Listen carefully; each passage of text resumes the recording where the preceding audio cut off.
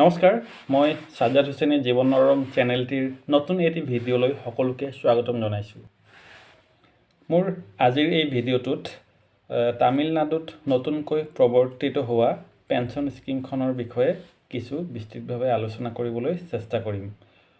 কালিৰ পৰা বিভিন্ন সংবাদ মাধ্যমত এইটো কথা ব্যাপকভাৱে চৰ্চা হৈ আছে যে তামিলনাডুৱে নিজৰ ৰাজ্যখনৰ ৰাজ্যিক কৰ্মচাৰীসকল তথা শিক্ষকসকলৰ বাবে অল্ড পেঞ্চন স্কিম আঁচনিৰ পুনৰ প্ৰৱৰ্তন কৰিছে, অৰ্থাৎ OPS পুনৰ প্ৰৱৰ্তন কৰিছে। কিন্তু আচলতে সম্পূৰ্ণ সত্যটো এইটো নহয়। তামিলনাডুৱে OPS পুনৰ প্ৰৱৰ্তন কৰা নাই। OPSৰ নিচিনা এখন আঁচনিহে নতুনকৈ প্ৰৱৰ্তন কৰিছে, যাৰ নাম হ'ল তামিলনাডু এছিয়ৰ্ড পেঞ্চন স্কিম, যাক চমুকৈ টাপছ বুলি কোৱা হয়। টাপছ অৰ্থাৎ তামিলনাডু এছিয়ৰ্ড পেঞ্চন স্কিম। বহুতৰ এইটো ভুল ধাৰণা হ'ব পাৰে যে OPS পুনৰ প্ৰৱৰ্তন হৈছে। আচলতে সম্পূৰ্ণ OPS নহয়। OPSৰ লগত কিছু মিল থকা নতুন এটা আঁচনি তেওঁলোকে লাঞ্চ কৰিছে, আৰু সেই আঁচনিৰ বিভিন্ন আমি দিশবোৰ বিস্তৃতভাৱে যদি চৰ্চা কৰোঁ তেনেহ'লে এনেধৰণৰ যে 1 নম্বৰ পইণ্ট, মই কেইটামান পইণ্ট বাছি উলিয়াইছোঁ। 1 নম্বৰ পইণ্টটো হ'ল যে তাতে পেঞ্চনৰ যিটো কেলকুলেশ্যন, সেই কেলকুলেশ্যনটো কেনেকৈ হ'ব। ইয়াতে যি টাপছত যি কেলকুলেশ্যনৰ কথাটো কোৱা হৈছে যে লাষ্ট ড্ৰন চেলাৰী, এজন শিক্ষক বা কৰ্মচাৰীয়ে তেখেতৰ যিটো লাষ্ট চেলাৰী ড্ৰ কৰিব, সেই লাষ্ট চেলাৰীৰ 50% পেঞ্চন হিচাপে পাব। আৰু যিটো OPSৰ ক্ষেত্ৰত UPSৰ ক্ষেত্ৰত আছিলে যে লাষ্ট 12 মাহৰ চেলাৰী যে গড় উলিয়াব, তাৰপিছত তাৰ 50% দিব। সেইটো অলপ পাৰ্থক্য আছে UPSৰ লগত। তাৰপিছত আছে কি কণ্ট্ৰিবিউশ্যন। OPSত কোনো ধৰণৰ কণ্ট্ৰিবিউশ্যন দিব লগা নহয় এজন কৰ্মচাৰীয়ে ৰিটায়াৰমেণ্টৰ পিছত পেঞ্চন পাবলৈ, কিন্তু NPS বা UPSত কণ্ট্ৰিবিউশ্যন দিবলগীয়া হয়। আৰু এই ঠিক টাপছতো ঠিক তেনে ব্যৱস্থা কৰা হৈছে। কণ্ট্ৰিবিউশ্যনটো একে ৰখা হৈছে UPSৰ দৰে। 10% কৰ্মচাৰীসকলে দিব লাগিব আৰু 18.5% চৰকাৰে বহন কৰিব। সেইটো এটা 2 নম্বৰ পইণ্ট যিটো।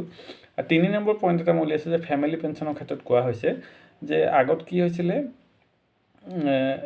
UPSত মানে কি হৈছিলে, লিগেল পতি বা পত্নীয়েহে পেঞ্চনটো পাইছিলে, কিন্তু ইয়াত এইটো ব্যৱস্থা ৰখা হৈছে যে ন্যায়সংগত যদি কোনো উত্তৰাধিকাৰীক নমিনি কৰি থৈ যায় এমপ্লয়ীজনে, তেতিয়া তেওঁ পেঞ্চন পাবলৈ যোগ্য হ'ব। এই এটা নতুন সংযোজন কৰা হৈছে, নতুন এটা নিয়ম। তাৰপিছত মিনিমাম পেঞ্চন, ন্যূনতমৰ পেঞ্চনৰ যিটো কথা, সেই কথাটো হ'ল যে চাকৰিৰ কাৰ্যকাল যিমানেই নহওক কিয় ন্যূনতম পেঞ্চন নিশ্চিত কৰিছে এই টাপছ আঁচনিখনে, য'ত UPSত কোৱা হৈছিলে যে ন্যূনতম 10 বছৰ চাকৰি কৰিব লাগিব। 10 বছৰ চাকৰি কৰিলেহে এছিয়ৰ্ড পেঞ্চন, মানে নিশ্চিত পেঞ্চন যিটো লাভ কৰিব, আৰু তাৰ ওপৰত বেলেগ ধৰণে কেলকুলেশ্যন হ'ব। কিন্তু ইয়াত সেই নিয়মটো সলনি কৰা হৈছে। তাতে চাকৰিৰ ম্যাদৰ লগত কোনো কথা নাই। এজন কৰ্মচাৰী যেতিয়া ৰিটায়াৰ হ'ব, যেতিয়া অৱসৰ গ্ৰহণ কৰিব, তেতিয়া মিনিমাম যিটো এতিয়াও বিভিন্ন ডাটাবিলাক অহা নাই ভিতৰুৱা, লাহে আহিব, যিহেতু লঞ্চ হৈছে নতুনকৈ স্কিমখন। তো তাত কোৱা হৈছে যে ম্যাদৰ কোনো কথা নাই, যিমানেই দিন চাকৰি নকৰক কিয় তেওঁ পেঞ্চন পাব, সেই কথাটো কোৱা হৈছে। 5 নম্বৰ যিটো পইণ্ট মই উলিয়াইছোঁ সেইটো আছে যে ডেথ কাম ৰিটায়াৰমেণ্ট যিটো গ্ৰেচুইটি, সেই গ্ৰেচুইটিটো পাব বুলি কৈছে, আৰু সেইটো সৰ্বাধিক 25 লাখ টকা পৰ্যন্ত হ'ব বুলি কৈছে। সৰ্বাধিকে 25 লাখ দেই। চাকৰিৰ গ্ৰেড অনুযায়ী সেইটো বেলেগ হ'ব। একদম ওপৰৰ ৰেংকৰ চাকৰিয়ালজনেহে 25 লাখ পাব। এইটো বহুতৰ মাজত ভুল ধাৰণা হয় যে 25 লাখ গ্ৰেচুইটি পাব বুলি কৈ দিয়া লগে বহুতে ভাবে যে যিকোনো চাকৰিয়ালে 25 লাখ গ্ৰেচুইটি পাব পাৰে। সেইটো নহয়, এইটো সৰ্বোচ্চ সীমাটোহে 25 লাখ।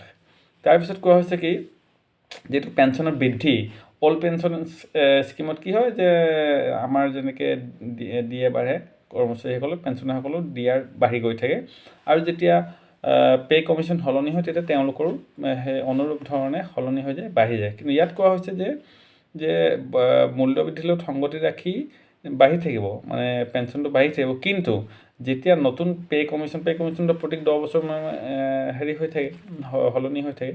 পে' কমিশ্যন যেতিয়া সলনি হ'ব বা নতুন পে' কমিশ্যন যেতিয়া লাগু হ'ব, তেতিয়া কিন্তু বেচিক পেঞ্চনটো নাবাঢ়িব। বেচিক পেঞ্চনটো আগৰ দৰে থাকিব, খালি তাত ডিআৰটোহে যোগ হৈ গৈ থাকিব। এইটো UPSৰ দৰে প্ৰায় একে বুলি ক'ব পাৰি। তাৰপিছত আছে কি, পেঞ্চন যিটো ফাণ্ড, যিটো কৰ্মচাৰীসকলৰ পৰা 10% কাটিব, সেইটো তেওঁলোকে PFRDৰ যোগেদি ইনভেষ্ট কৰিব, ষ্টক মাৰ্কেটত ইনভেষ্ট কৰিব, যাতে তাৰ পৰা লাভ হয় আৰু তাৰ পৰা যাতে চৰকাৰৰ ওপৰত কম বোজা পৰে। মূলতঃ এইখিনি হ'ল টাপছৰ যিখিনি নীতি নিয়মৰ কথা কোৱা হৈছে, আৰু পৰৱৰ্তী পৰ্যায়ত আৰু বিস্তৃতভাৱে গম পোৱা যাব যিহেতু কথাটো ওলাইছে যে ডাইৰেক্ট OPS দিলে এনেকৈ খুব চৰ্চা হৈছে, কিন্তু আচলতে OPS নহয় এইটো। আৰু মই ভবাত OPSটো ইমান সহজো নহয় পটককৈ ঘূৰাই অনাটো, যিহেতু প্ৰায় 20 বছৰ হৈ গ'ল OPS বন্ধ হোৱা। বিভিন্ন তাৰ ভিতৰৰ কাৰণ আছে, তাৰ ওপৰত এটা মই ভিডিঅ' বনাম পৰৱৰ্তী সময়ত, তাৰ বাবে আপোনালোকে পৰামৰ্শ দিব বুলি আশা কৰিলোঁ। তো এই যিটো তামিলনাডু এছ'ট পেঞ্চন স্কিম, চমুকৈ তাপছ, তাৰে মূল কথাখিনি এইখিনিয়ে মই বিশ্লেষণ কৰি যিখিনি পাইছোঁ। তাতে যদি আপোনালোকে কিবা এড কৰিবলগীয়া থাকে অনুগ্ৰহ কৰি মতামত কৰিব। আৰু যদি মোৰ ভিডিঅ'টো ভাল লাগিছে অনুগ্ৰহ কৰি লাইক কৰিব, আৰু কিবা জানিবলগীয়া থাকিলে কমেণ্ট কৰিব। আৰু যদি আপুনি মোৰ চেনেলটোত নতুন হয় তেনেহ'লে অনুগ্ৰহ কৰি চেনেলটো ছাবস্ক্ৰাইব কৰিব। আজিলৈ ইমানে, ধন্যবাদ।